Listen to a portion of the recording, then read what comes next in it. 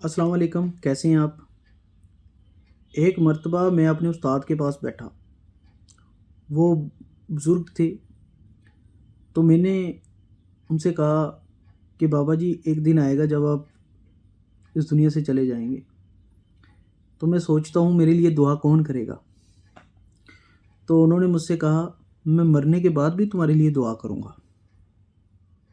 اب یہاں پہ میں شوق ہو گیا، کیونکہ میں تو اپنی عقل کے گدھے پہ سوار ہوں، مجھے تو علم ہی ہے نہیں۔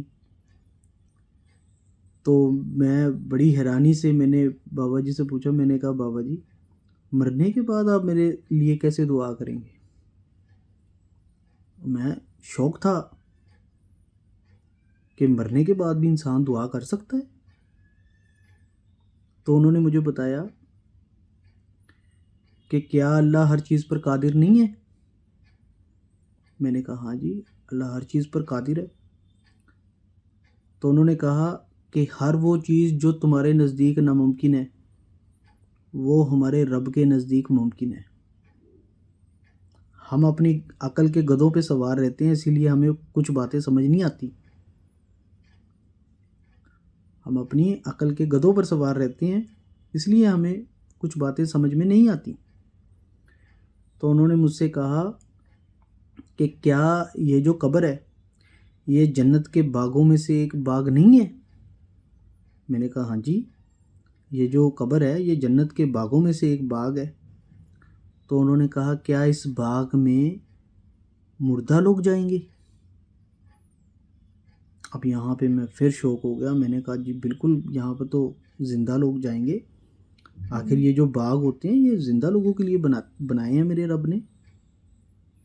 تو انہوں نے کہا پھر یہ کیسے ممکن نہیں ہے کہ میں اس باغ میں جاؤں اور زندہ ہوں اور میں نماز نہ پڑھوں، اور جب میں نماز نہ پڑھوں تو میں دعا نہ کروں؟ جب مجھے یہ یاد ہے کہ میں نے وہاں پہ نماز پڑھنی ہے تو مجھے یہ یاد کیوں نہیں ہے کہ میں نے تمہارے لیے دعا کرنی ہے؟ تو یہ جو تھی بات، اس بات کے اوپر میں شوق ہو گیا۔ اس بات کے بعد میرا یہ جو روم روم ہے وہ کھڑا ہو گیا، مجھے سمجھ میں نہیں آیا کہ اس کے بعد میں مطلب کیا ہی بولوں۔ بے شک میرا اللہ پاک ہے اور وہ ہر چیز پر قادر ہے۔